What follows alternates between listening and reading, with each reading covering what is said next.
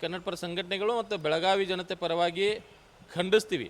ನಾವು ಮೊದಲಿಂದಲೂ ಹೋರಾಟ ಮಾಡಿದ್ದು ಕೂಡ ಚಳಿಗಾಲದ ಅಧಿವೇಶನ ಬೆಳಗಾವಿಯಲ್ಲಿ ನಡಿಬೇಕಂತೇಳಿ.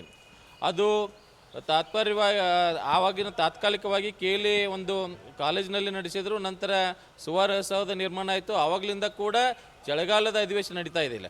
ಇಲ್ಲಿ ಮಳೆಗಾಲದ ಅಧಿವೇಶನ ನಡೆಸ್ಕೊಳ್ಳಲಿಕ್ಕೆ ಯಾವ ರೀತಿ ತೀರ್ಮಾನ ತಗೊಂಡಿದ್ದಾರೆ ಸರ್ಕಾರ, ಇದು ಒಂದು ಅವಿವೇಕತನದ ಒಂದು ಚಿಂತನೆ ಅಂತ ಹೇಳಬೇಕಾಗ್ತದೆ. ಯಾಕಂತಂದರೆ ಬೆಳಗಾವಿ ಅಂದ ತಕ್ಷಣ ಇಲ್ಲಿ ಮುಂಗಾರು ಅಧಿವೇಶನ ನಡೆಸಬೇಕಾಯ್ತು ಅಂತಂದ್ರೆ ಬೆಳಗಾವಿಯೊಳಗೆ ಮಳೆ ಭಾಳ ಬರ್ತದೆ. ಬೆಳಗಾವಿ ಜಿಲ್ಲಾಡಳಿತ ಸಂಪೂರ್ಣ ಮಹಾನಗರ ಪಾಲಿಕೆ ಆಗಿರ್ಬೋದು, ಸ್ಥಳೀಯ ಸಂಘ ಸಂಸ್ಥೆಗಳಾಗಿರ್ಬೋದು, ಏನು ಫ್ಲಡ್ ಬರ್ತದೆ ಆ ಫ್ಲಡ್ಡಿನ ಕೆಲಸಕ್ಕೆ ಮತ್ತು ಬಿತ್ತನೆ ಕೆಲಸಕ್ಕೆ ರೈತರು ಇರ್ತಾರೆ.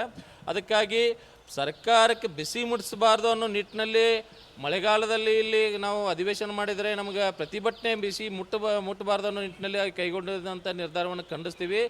ಅವರು ಚಳಿಗಾಲದಲ್ಲಿ ಮಾಡಲಿ ಅನ್ನೋದು ನಮ್ಮದು ಆಶಯ. ಚಳಿಗಾಲದಲ್ಲಿ ಬೇಕಾದರೆ ಇನ್ನೂ ನೀವು 10 ದಿವಸ ಅಲ್ಲ, 15 ದಿವಸ, 20 ದಿವಸ, ಒಂದು ತಿಂಗಳು ಮಾಡಿ, ನಾವು ಇಂದೇನೂ ಅಬ್ಜೆಕ್ಷನ್ ಇಲ್ಲ, ನಮ್ಮದೇನೂ ತಕರಾರಿಲ್ಲ. ಆದರೆ ಮಳೆಗಾಲದಲ್ಲಿ ಅಧಿವೇಶನ ನಡೆಸೋದಾದರೆ ನಾವು ಅದನ್ನು ಖಂಡಿಸ್ತೀವಿ, ವಿರೋಧ ಮಾಡ್ತೀವಿ.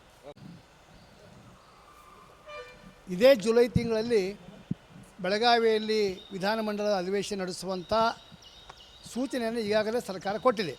ಇನ್ನು ದಿನಾಂಕ ನಿಗದಿಯಾಗುವುದು ಒಂದೇ ಬಾಕಿ ಐತಿ. ಇದರಂಥ ಅವಿವೇಕ ನಿರ್ಧಾರ ಯಾವುದೂ ಇಲ್ಲ. ಮಳೆಗಾಲದಲ್ಲಿ ಇಲ್ಲಿ ನೆರೆ ಹಾವಳಿ ಆಗುವ ಎಲ್ಲ ಸಾಧ್ಯ ಇರ್ತೈತಿ. ಈ ಜಿಲ್ಲಾಡಳಿತ ಇರ್ಬೋದು, ಜಿಲ್ಲಾಧಿಕಾರಿ ಇರ್ಬೋದು, ತಾಲೂಕು ಅಧಿಕಾರಿ ಇರ್ಬೋದು, ಎಲ್ಲರೂ ಫ್ಲಡ್ನೊಳಗೆ ನೆರೆ ಹಾವಳಿ ಕ್ರಮ ತಗೋತಾರೆ. ಇದು ಎಲ್ಲರಿಗೂ ಅಡಚಣೆ. ಮತ್ತು ಮೇಲಾಗಿ ಸಂಘ ಸಂಸ್ಥೆಗಳು ವಿಧಾನಸೌಧ ಮುಂದೆ, ಸುವರ್ಣಸೌಧ ಮುಂದೆ ಹೋಗಿ ಪ್ರತಿಭಟನೆ ನಡೆಸುವಂಥ ಕಾಲ ಇದಲ್ಲ. ಆದ್ದರಿಂದ ಸರ್ಕಾರ ಇದರ ಬಗ್ಗೆ ಮರುಚಿಂತನೆ ಮಾಡಬೇಕು, ಮುಖ್ಯಮಂತ್ರಿಗಳು ಮರುಚಿಂತನೆ ಮಾಡಬೇಕು.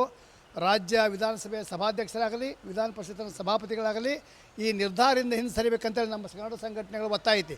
ಯಾಕಂದರೆ ನೀವು ಚಳಿಗಾಲ ದಿವಸ ಮಾಡಿರಿ, ಒಂದು ತಿಂಗಳು ತನಕ ಮಾಡಿರಿ, ಆವಾಗ ನಮ್ಮ ಅಭಿಪ್ರಾಯಗಳನ್ನು, ನಮ್ಮ ಆಕ್ರೋಶ, ಅಸಮಾಧಾನ ವ್ಯಕ್ತಪಡಿಸಲಿಕ್ಕೆ ಸಾಕಷ್ಟು ಕಾಲವಹಿಸಿರ್ತೈತಿ. ಆದ್ದರಿಂದ ದಯವಿಟ್ಟು ಮುಖ್ಯಮಂತ್ರಿಗಳ ಬಗ್ಗೆ ಗಂಭೀರವಾಗಿ ಮಾಡಬೇಕು.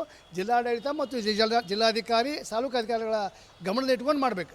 ಅವತ್ತು ಜುಲೈದಾಗ ಒಂದು ಫ್ಲಡ್ ನೋಡಬೇಕು. ಇವರು ಸೆಷನ್ ರಾಜಕಾರಣಿಗಳ ಬೆನ್ನೆತ್ತಿ ಹೋಗ್ಬೇಕು ಅಧಿಕಾರಿಗಳು. ಆದ್ದರಿಂದ ಈ ಪ್ರಶ್ನೆ ಭಾಳ ದೊಡ್ಡದೈತಿ. ಆದ್ದರಿಂದ ಈ ಸಂದರ್ಭದಲ್ಲಿ ನಾವೆಲ್ಲ ಕನ್ನಡ ಸಂಘಟನೆ ಸಭೆ ಮಾಡಿ ಆ ಮಳೆಗಾಲದ ಅಧಿವೇಶನ ನಾವು ವಿರೋಧ ಮಾಡಿದ್ದೀವಿ. ಎಲ್ಲೋ ಪ್ರತಿಭಟನೆ ಬಿಸಿ ತಟ್ಟುತ್ತೆ ಅನ್ನೋ ಕಾರಣಕ್ಕಾಗಿ ನೋಡಿ, ಮಳೆಗಾಲದಾಗ ಕೃಷಿಕರು, ರೈತರು ಬಿತ್ತನೆ ಕೆಲಸದಾಗಿರ್ತಾರೆ, ಅವರು ಬರಬಾರ್ದು. ನಾವು ಬೇರೆ ಬೇರೆ ಸಂಘಟನೆ ಬರಬಾರ್ದು. ಇಷ್ಟೊತ್ತಿನ ಮಳೆಗಾಲದಾಗ ಅಲ್ಲಿ ಟೆಂಟ್ ಹಾಕಿ ಪ್ರತಿಭಟನೆ ಮಾಡಬಾರ್ದು. ಅವ್ರಿಗೆ ಬಿಸಿ ಹತ್ತಬಾರ್ದು. ಯಾವುದೂ ಸುರಕ್ಷಿತವಾಗಿ ಮಾಡಬೇಕು. ರಾಜಕಾರಣಿಗಳು ಕಾರ್ನಾಗ, ವಿಮಾನದಾಗ, ಹೆಲಿಕಾಪ್ಟರ್ ಆಡಿ ಹೋಗ್ತಾರೆ. ಅದು ಸಾಮಾನ್ಯ ಜನ ಇದ್ರ ಭಾಳ ತೊಂದರೆ ಆಗ್ತಾರೆ.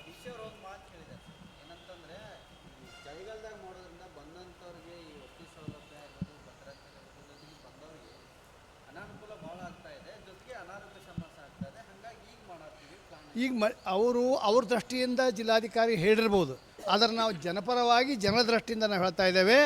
ಆದಷ್ಟು, ಯಾಕಂದರೆ ಇವರು ಸೆಷನ್ ನಡೆದಾಗನ ಸಾಕಷ್ಟು ಸಮಸ್ಯೆಗಳು ಇಲ್ಲಿ ಉದ್ಭವ ಆಗ್ತವೆ.